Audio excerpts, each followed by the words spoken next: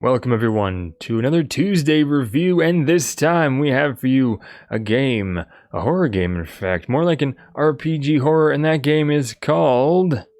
The game is called Viviette, and this game is very frightening. I'm going to tell you right now, it is not a casual game. There are 3 difficulties you can play on. You can play on easy for not so difficult of a time. You can play on normal for an average time. You can play on hard for more of a challenge. So the premise of this game is we wake up in a hospital. Something happened to us, and we don't know what. It's a really cool, interesting beginning premise to it. And the whole point of this is we're telling the detective exactly what happened. Obviously, something happened, and we are potentially in some kind of trouble with the law, or the law is involved with this. Now, it does make it more interesting when you die in the game, because you're pretty much telling the detective, and then I died. But, you know, it's all part of a game. All other games, like Prince of Persia, have done this, where the prince is like, no, that's not how it happened. And then you start over from the last checkpoint once you die. I'm going to skip past this dialogue, and we're going to go right into the heart of the gameplay, so I don't spoil too much for everyone. Okay, so now we're into the heart of the gameplay here, and a few things to note. Weird stuff will happen like that, obviously. And we have a lamp. Your lamp will flicker, but it never goes out, so it always will be trusty. Now there's a quick button for the lamp on the controller. I'm using an Xbox controller on PC, so it's the X button on the Xbox controller, or you can go into your inventory and go lamp, and then turn it back on. Either way, the lamp is a very important thing to help you see, but also it lets you be seen. So if you're being chased after, and you will be chased after quite frequently in this game, it will give away where you're located, to give away your location there.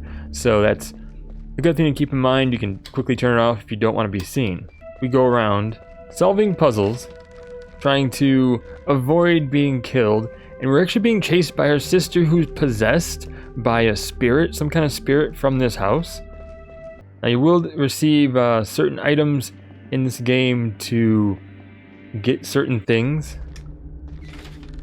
Items to solve puzzles, sometimes solutions for puzzles are in places. And you have to make sure you look, because just because you may have played this once, the solutions don't stay the same for every puzzle. Certain things will stay the same, but not everything will. In fact, quite a few of them will change each time you play through, which is important to remember if you're playing through this again, and I do encourage you to play through this again to get the good ending. Because the first time you play, you're likely going to get either the very bad ending or the bad ending, because you're not going to know a lot of what to expect.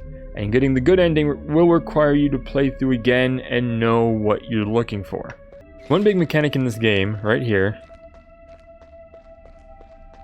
is that we're being chased, and as long as we're in the house, we're in danger. That's our sister right there with a bloody knife and glowing red eyes. Now she's possessed. She wants to kill us. Not a good time here. Not a good time at all.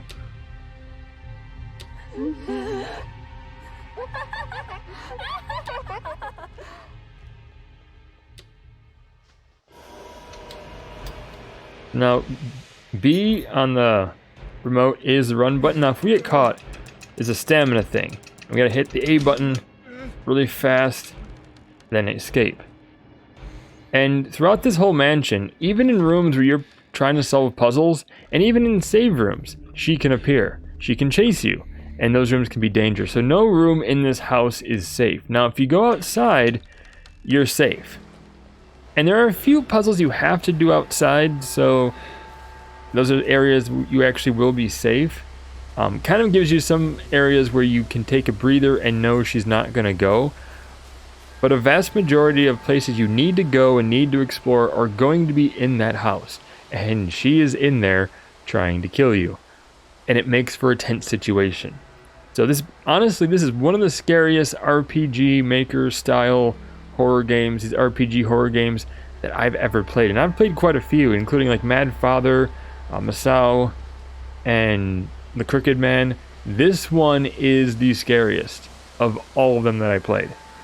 One thing to keep in mind, keys, you have to actually use the item from your inventory. They don't automatically unlock a door once you have a key. You have to actually go into your inventory, use the key to unlock it. I wish it was more of an automatic thing, but it is what it is. The game works really well. It functions very well. It's frightening. It's scary. And the multiple endings make for wanting to do a few playthroughs. My first playthrough took several hours. My second playthrough, once I knew what to look for, even with the different puzzle solutions, was maybe about like an hour and a half. But yeah, that's pretty much Viviette for you. It is a real terrifying experience. It is a horrifying experience. And it is worth your play if you like RPG horror games. I recommend it.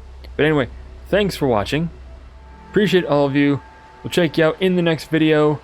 But until then, stay awesome, and we will see you then.